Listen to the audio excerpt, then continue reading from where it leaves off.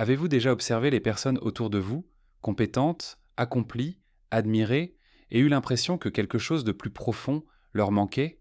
Ces individus dirigent peut-être des entreprises, élèvent des familles ou semblent avoir parfaitement réussi leur vie. Et pourtant, sous la surface, on sent souvent une couche cachée de confusion, de conflits intérieurs ou d'agitation. Ils avancent dans la vie sans réellement comprendre ce qui les motive au plus profond. Pour Carl Jung, ce décalage vient d'une méconnaissance de la structure fondamentale de notre esprit, ce qu'il a appelé les types psychologiques. La théorie des types de personnalité de Carl Jung n'est pas simplement un système d'étiquetage. C'est une carte pour comprendre comment nous percevons le monde, comment nous prenons nos décisions et comment nous pouvons tendre vers l'accomplissement de soi. Au cœur de cette approche se trouvent 4 fonctions psychologiques essentielles: la pensée, le sentiment, la sensation et l'intuition. Jung pensait que chaque personne fonctionne principalement à travers l'une de ces fonctions et que celle-ci façonne profondément sa personnalité et sa manière d'interpréter la vie. Jung reconnaissait aussi que chaque fonction pouvait opérer de manière introvertie ou extravertie.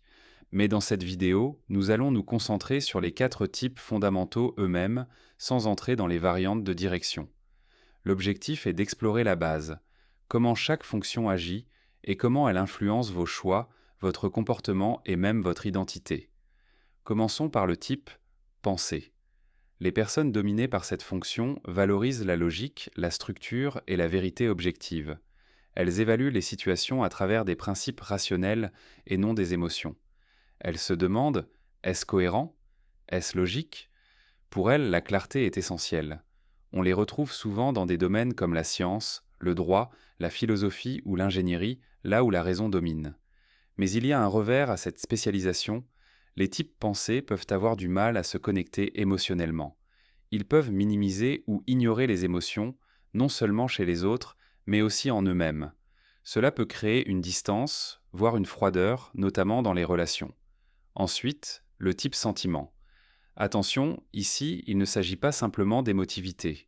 Le sentiment, selon Jung, est une fonction rationnelle, tout comme la pensée, mais qui juge selon des valeurs et le lien humain plutôt que la logique.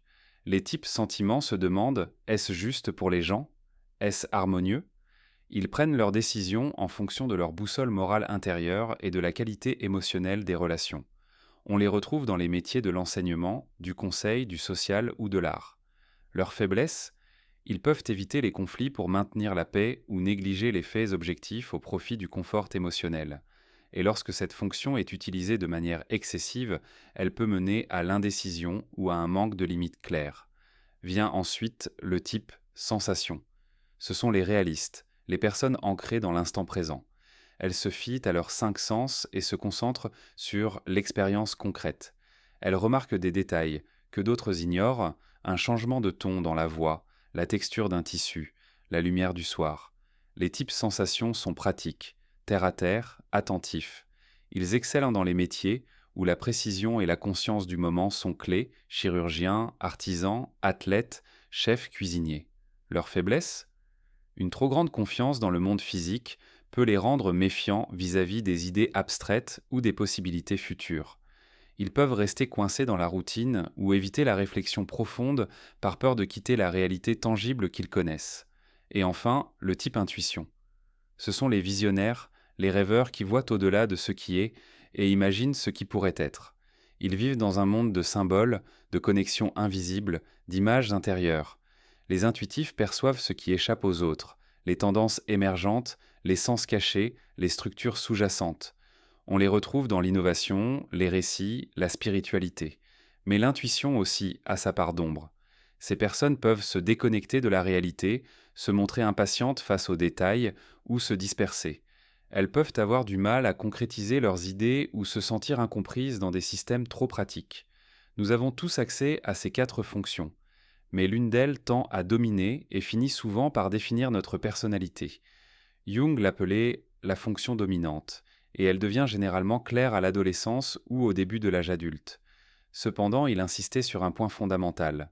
La croissance personnelle ne se limite pas à renforcer cette fonction dominante. Le véritable développement, disait-il, consiste à intégrer aussi les fonctions que nous avons ignorées, niées ou refoulées. Cela nous amène à l'un des concepts les plus puissants de toute sa psychologie, l'individuation.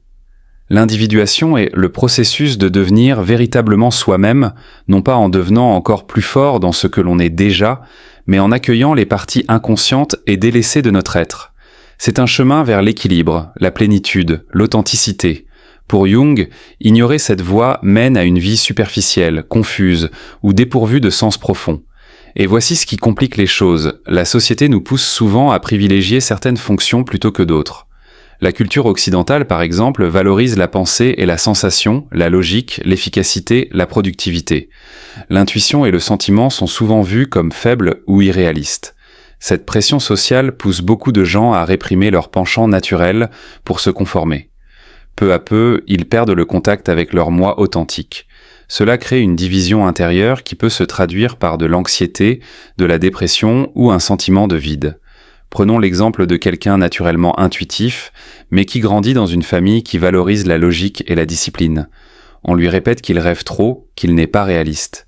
Pour être accepté, il développe sa fonction pensée et refoule son intuition. En surface, tout semble fonctionner. Mais intérieurement, un manque se fait sentir. Pour Jung, ces fonctions refoulées ne disparaissent pas. Elles deviennent inconscientes et se manifestent souvent de manière distordue ou destructrice. Si votre fonction sentiment est réprimée, elle peut émerger sous forme d'explosions émotionnelles imprévues, de comportements passifs-agressifs ou d'un sentiment profond de solitude. Si l'intuition est ignorée, vous pouvez vous sentir bloqué créativement ou prisonnier de cycles répétitifs. L'individuation consiste à reconnaître ces fonctions mises de côté et à apprendre à les exprimer de façon saine et consciente. Jung faisait aussi une distinction essentielle entre la personnalité et le soi. La personnalité est une façade, un ensemble d'habitudes, de rôles, de stratégies façonnées par notre fonction dominante et notre environnement. Le soi, lui, représente la totalité de ce que nous sommes, y compris les parties que nous n'avons pas encore explorées. Le but de l'individuation n'est pas de perfectionner sa personnalité, mais de l'aligner sur le soi profond, pour que la vie devienne plus cohérente, plus vivante, plus vraie. Ce chemin n'est pas facile. Jung reconnaissait que l'individuation commence souvent par un malaise. On ne cherche pas à évoluer quand tout va bien. On y est poussé quand quelque chose semble faux, même sans pouvoir le nommer. Ennui, confusion, perte de sens, ce sont des signaux, des parties de la psyché qui réclament notre attention. Jung encourageait à accueillir ces signaux avec curiosité, pas avec peur. Les rêves, les symboles, les schémas relationnels, tout cela constitue des messages de l'inconscient. Il révèle ce qui manque, ce qui est déséquilibré, ce qui cherche à émerger. Et souvent, il pointe vers la fonction que nous avons négligée. Comment commencer ce travail ? D'abord, identifiez votre fonction dominante. Êtes-vous plutôt penseur, sentimental, sensitif ou intuitif ? Réfléchissez à l'impact de cette fonction sur votre vision du monde et vos choix. Ensuite, observez son opposé. L'évitez-vous ? La critiquez-vous ? Que se passerait-il si vous l'invitiez dans votre vie ? Deuxièmement, prêtez attention à ce qui vous épuise ou vous dérange. Souvent, la fonction que vous résistez à développer est celle qui vous ferait le plus grand bien. Un type sentiment peut avoir à embrasser la logique. Un type sensation peut devoir faire confiance à ses intuitions. La croissance n'arrive jamais dans la zone de confort. Troisièmement, observez vos rêves. Jung pensait qu'ils contiennent des messages de l'inconscient, des pistes venant de parties de nous-mêmes encore obscures. Tenez un journal de rêves. Notez les images récurrentes. Posez-vous cette question. Que symbolise cette scène dans mon monde intérieur ? Enfin, comprenez que l'individuation est un processus de toute une vie. Ce n'est pas quelque chose que l'on atteint en un week-end ou après un seul déclic. C'est un chemin progressif, qui demande réflexion, honnêteté et volonté consciente. Mais la récompense est immense, une vie plus entière, plus enracinée et pleinement vôtre. La théorie des 4 types de personnalité selon Jung ne se résume pas à des étiquettes. C'est un cadre puissant pour la connaissance de soi. Elle nous enseigne que nous sommes bien plus que ce que nous croyons être, et que l'épanouissement ne vient pas en devenant meilleur dans ce que l'on maîtrise déjà, mais en accueillant les parties oubliées de notre être. Vous n'êtes pas seulement un penseur, ni seulement un sentimental, un sensitif ou un intuitif. Vous êtes tout cela en puissance, et le voyage de votre vie consiste à éveiller chacune de ces parts, à faire émerger l'inconscient.